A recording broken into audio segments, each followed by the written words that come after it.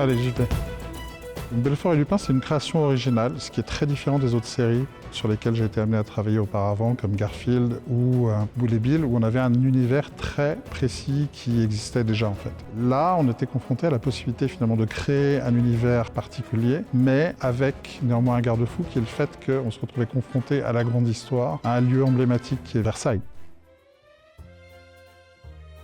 La chose intéressante sur Belfort et Lupin, c'était de pouvoir amener un ton comique à l'intérieur de la série, qui était beaucoup lié en fait au personnage de Lupin, qui est un personnage complètement anachronique. C'est un peu un éléphant dans un magasin de porcelaine quelque part, et qui nous amène finalement à avoir un regard très décalé sur la noblesse de l'époque, sur l'aristocratie.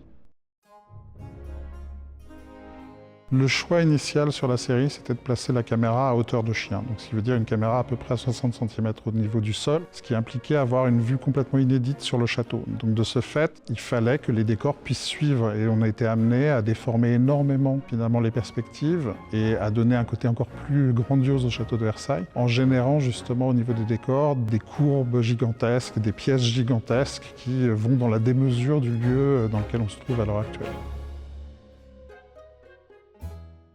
Un dessin au trait noir et blanc. Et chaque fois que la caméra finalement générait un décor pour une scène, on était amené à exporter le décor vers une équipe de mise en couleur traditionnelle qui allait mettre de façon traditionnelle le décor en couleur, qui est celui que l'on a à chaque fois pour chaque scène à l'arrivée. Une de mes séquences préférées sur la série, et il y en a beaucoup, c'est une séquence de poursuite à l'intérieur de l'avenue de Paris où Belfort et Lupin sont lancés à la poursuite d'une charrette. Et il se trouve que c'est une heure de pointe et qu'il y a un nombre colossal de charrettes, de gens à cheval, tout ça qui vont se croiser là-dedans. Ils vont essayer de les éviter et le résultat, c'est une séquence totalement spectaculaire à l'arrivée avec des images assez inédites et il nous aura fallu presque 3 ans pour pouvoir la fabriquer.